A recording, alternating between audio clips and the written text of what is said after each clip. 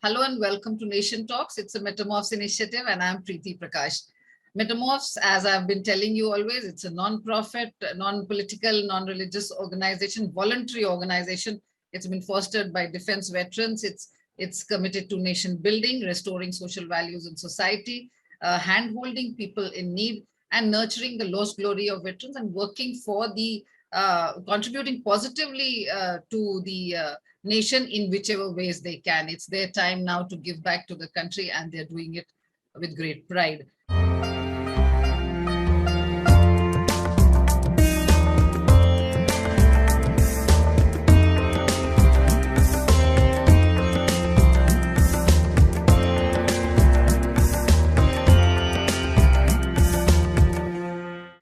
Today I have with me Major General Vikram Dogra, retired.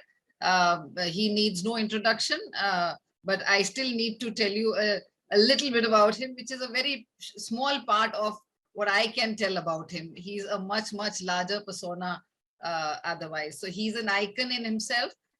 He's the only Army general in the world to have won the title of the Ironman twice. He's a Tedx speaker, a motivator, a mentor, with 38 years of experience and service in the army. He's been military observer to the for the UN Peacekeeping Forces in Angola. He's also the recipient of President's Gold Medal. I think that's a very, very short introduction to Major General Vikram Dogra. Let's go straight to him and talk to him and ask him about all his what his life has panned out to be till now. Welcome to you, Major General Vikram Dogra. Preeti, it's a pleasure being here to talk to you today. Thank you so much. So much. There's so much. The welcome goes out from my heart to you. You made the nation proud, actually. Thank so let me dive down straight into it. What's the story behind the Ironman, General Dogra, and what all went into it? We'd like to hear from you. The story is actually very long. It all started with a wish which I had to prove to myself that at this stage in life, which I was at that time, that was around 58 years of age, that I still had it in me to be able to do anything that I set my sights. And so that was how it started. My inspiration, of course, was somebody who doesn't know that she inspires me, and she's a woman in the United States who is a practicing nun and had done the Ironman at the age of 52 and then gone on and done it for 40 times. And the last time she did it was when she was 86. So she inspired me, and that is how this journey began. As far as the training and what goes into it, firstly, I don't know if the people who are watching would know what an Ironman event is, but it's a triathlon. And it has 3.86 kilometers of swimming, which needs to be done either in the ocean or in a lake. It's an open water swim, not in a pool. After which you need to cycle 180 kilometers. And then you need to run a full marathon of 42.2 kilometers. And you need to do this one after the other, back to back, complete it within 17 hours. And only then are you titled Ironman. So as you can make out, the distances were so intimidating. And I had, though I was quite into fitness all my career and even in my school, I had never swum 3.8 kilometers and I had never run 42 kilometers. So that was where the training required. And not only did I need to do them individually, I needed to do them one after the other, like I mentioned. So I did a lot of training. I spent about 18 months. What made it more challenging was that I was working and I had to be at work for almost 10 hours of a day. And that left me only the balanced day to complete my training. So that's what went into the Ironman and how I had to train for it. Okay. For our audience, General Dogra, nothing comes very easy. So I'm sure you must have faced a lot of challenges, a lot of failures, hurdles, and whether it's the army to reach the top or position or the Ironman up there. If you would like to tell our audience about the challenges and even failures or difficulties that you must have faced and gone through? So if you're talking about the challenges I faced in my life, they were well at every stage, whether it was to get into the academy, whether it was to perform in the academy, and whether it was to prove yourself after joining the regiment.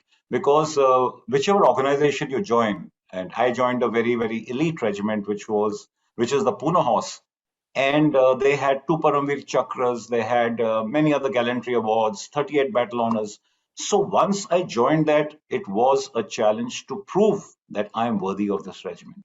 So the challenges began from the day I joined. And thereafter, as you're aware, in any career, you need to, at every stage, perform and prove. Because finally, you are recognized for your work. And that is so in the army also. Uh, in the army, unlike other places, there is a steep hierarchical pyramidical structure, and therefore, for every rank, you are tested against your colleagues, and those become even more challenging when there are few billets at the top. And that's what I went through. And when I was towards the end of my career and the last rank, which was to be got, I was so confident that I would get there, but it didn't happen. And that was the biggest failure which I faced. And now I can say I was not prepared for it. And because I was not prepared for it, it became even more difficult to absorb.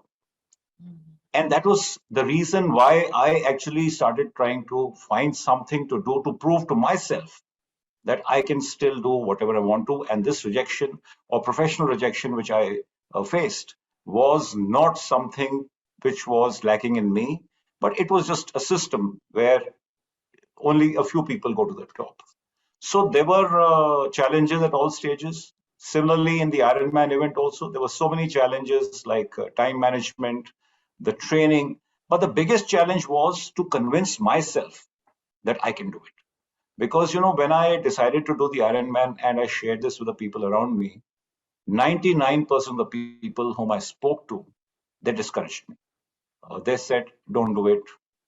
This is not the age to do it. You will get a heart attack or, you can injure yourself. So for whatever reason, whether some were, of course, genuinely concerned and some were just the way they are, I was discouraged. So I started doubting my own capability of being able to do it. And that was my biggest challenge. But once I had convinced myself that I can do it, then the challenges were there, but they were much easier, like physical training or time management, sacrificing social life or sacrificing your family time and things like that. So surely there were challenges all through. That's actually a story of grit and perseverance and consistency that you have actually displayed, which can be really very motivational to the younger lot and everyone who you may be talking to and speaking, right?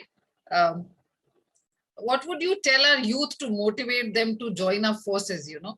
Why should they join it if you were told to address? And I'm sure you've been talking to on a lot of platforms about this. Well, I never encourage anybody to join the armed forces, nor do I discourage people from doing so.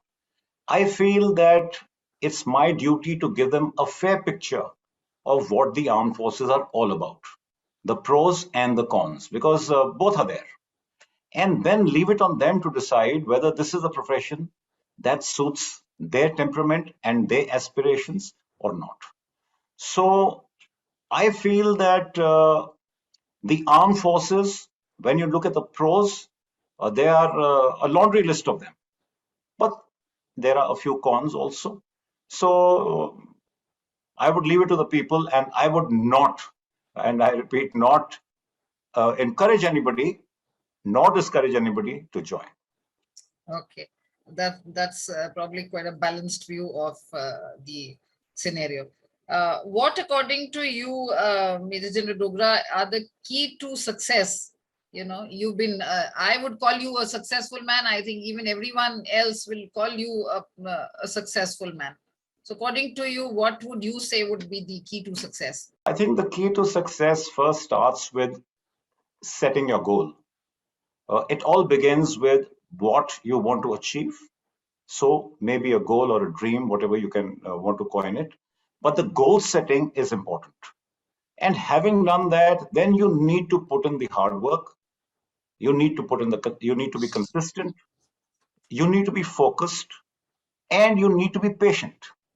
So I feel that if you have a combination of these four, then you have a fair chance of reaching whatever goal that you set for yourself. Okay, taking this forward, you are a TEDx speaker as well. What are your TEDx talks about? Well, I talk about basically life skills. You know, a lot of people keep brooding about what happened to them in the past. People think that if I had taken a different path in my life, I would have been much better off. If I had had a different relationship or moved to a different city, and so on and so forth. We all brood about things that have already happened to us. And somewhere this brooding pulls us down. And it doesn't let us look at what is happening now and what will happen to us in the future. So one of my talks, the first one which I did, was to drop the past and walk the present. Because I believe the past is over and you have no control over it. The future is something that nobody can foretell or foresee, but you must be able to enjoy your present. So that was one of my talks. I also spoke about mental endurance because there's a little bit of mystery behind mental endurance and how mental endurance is the key to everything that you do. Every success in your life comes out of mental endurance, whether it is to, tolerate a difficult boss, a difficult relationship, or even to deal with your teenage children or elderly parents. Everything requires mental endurance. So that was my second talk. And there were three other talks that I gave. One is to do with anxiety, how we need to befriend it rather than, keep thinking that it's a disease, because it's normal to be anxious and it's good to be anxious, because unless you're anxious, you'll never prepare for the event that you're going in for. So these are the kind of things I talk about. And I'm sure these do come with the experiences in life that one has. Next, I'd like to ask you, what are your future projects? I'm training for the third Ironman event. It's on the 2nd of October, this time in Barcelona. So that's something I'm doing immediately. But I also have another project which I have been planning for a long time, but COVID has put it behind due to the because my plan is to cycle around the world, and for which you require multiple visas, different countries, and that is a challenge in today's time of COVID. So hopefully, if COVID recedes a little more, then I hope to make this happen. That's quite ambitious. It'll require a lot of not just time, but even a lot of physical endurance, as you said. And yeah, it requires time, money, endurance, but it's fun. And how many days have you at all planned about it? How many days you plan to complete it and all? No? I am looking at a minimum of 10 months. Okay. Could be longer. You would like to go alone, or you would like to take someone along with you? I would love to have somebody with me, provided somebody is ready to come along, because very few people can, invest that kind of time to get away for this duration of 10 months or a year. So, quite related to that, I like to ask you is what ails our sporting culture of our country?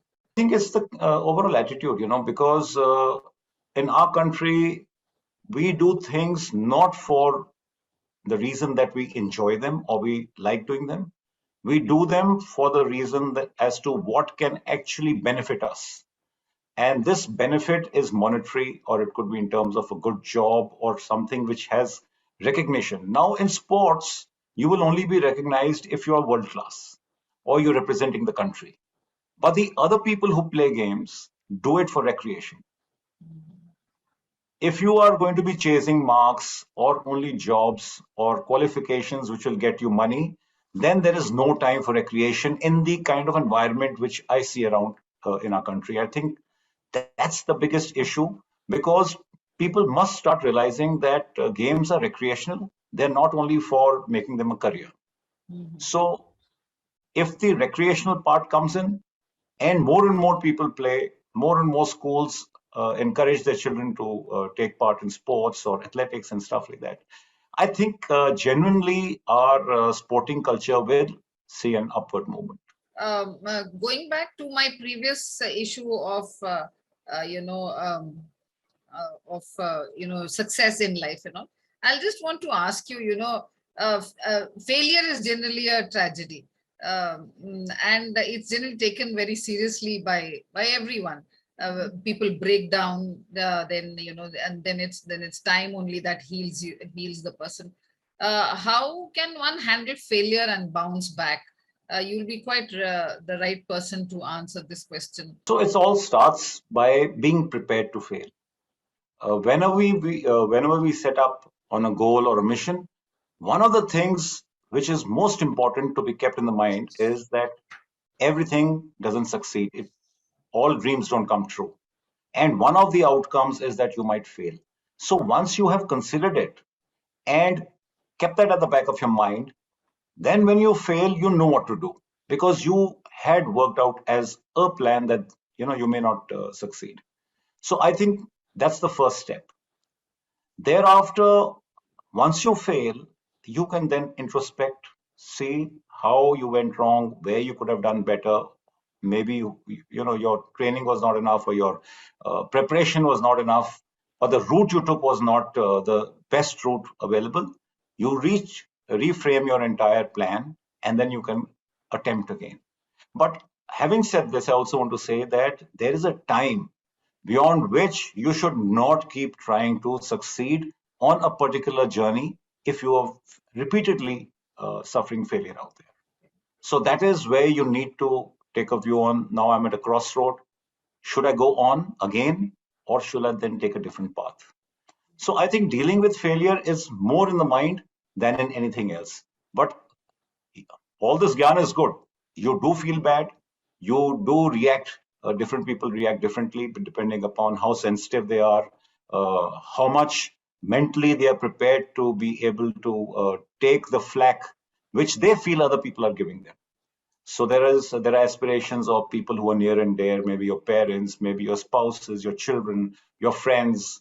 And once you fail, then there is also this feeling that you have let them down. So it's all in the mind. So mental preparation, I feel, is the only way to prepare for failure. Will you like to share with our audience, some experiences of your army life, General Dogra, that you would call exemplary, or kind of test of one's mental, physical, emotional abilities, some operation or action, some interesting kind of action that you have gone through in the face of enemy and adversity? So firstly, I think every day in the army is a different day and a different challenge. And whatever you do from the time you join throughout your career is a challenge, because you are facing new situations, unexpected situations every day. Talking about something that I would like to talk of, well, I will talk of the United Nations mission I was on. It was a very interesting mission because for the first time, I got to interact with people from 35 different countries, including Pakistanis, whom normally only look through the barrel of a gun. So that was very interesting. And then being on the same side, how we found, or I found, that their systems and our systems are so akin. And it was almost that we had been trained in the same academies, the same schools of instructions. Even the way we wrote our papers and other stuff was similar. So that was a big revelation. Now, out there, Angola is a country at that time. I went there in 96, 97. There were 10 million mines which were unaccounted for. And the entire population of Angola was also 10 million. So it was a common saying that there is a mine for every citizen out there.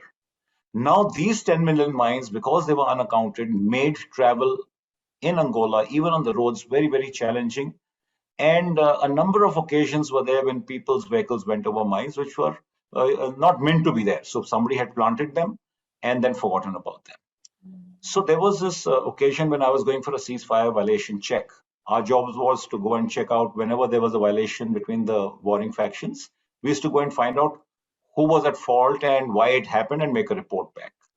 So we had gone for this violation, a ceasefire violation. I was driving the vehicle, and I had a liaison officer of the Angolan army sitting with me who knew the area well. But he got so engrossed in talking that he forgot to tell me where to turn off the road because we were supposed to take a track to this place. And we overshot, and before we knew it, we were in the middle of a minefield. So it was, I think we'd gone in about 100 meters when he suddenly started screaming that we are in a minefield, and I halted. And that was a very, very tense moment, not only for me, but for the other two people. There was a captain with me from the Jordanian army and the Angolan liaison officer. And we literally broke into a sweat because the minefield had been marked. The sides of the road was marked as a minefield, but since we were talking and we had drifted into it, now the challenge was to drive out. And it was tense, 10 minutes, reversing back inch by inch, hoping like hell nothing happens, but we were lucky. We managed to pull out. So that was like something which was really, really, now I can say, exciting and challenging. That time it was really scary. And this is really, giving goosebump type. All these kind of experiences, I'm sure when you recollect later in life, you do have a sense of achievement, right? Yeah, it was. Now, of course, like I said, it feels nice, but that time it was really, really, I mean, I cursed myself for being so lax and not keeping my guard up. And every action, I think everywhere you go, not only even civilians and other paramilitary forces also, the mines is a general mode of warfare in many sectors, like Northeast. The army is facing a lot of these problems, and but they are real experiences for your later life to be narrated to the prodigy. Yeah. But yes, surely, General Dogra, you not only make the army proud, but you make the entire nation proud. We are all very proud of you. Thank you so much for being with us and talking to us, General Dogra. Viewers, don't forget sharing, liking, subscribing, and pressing the bell icon for more such events. And do write to us in our comment section if you would want us to cover some more issues like this and bring in more people on board Metamorphs Nation Talks. We'll be too happy to bring them to you. Till then, stay safe and stay happy. Thank you so much, General Dogra, once again. Thank you very much. It was a pleasure talking to you, Preeti.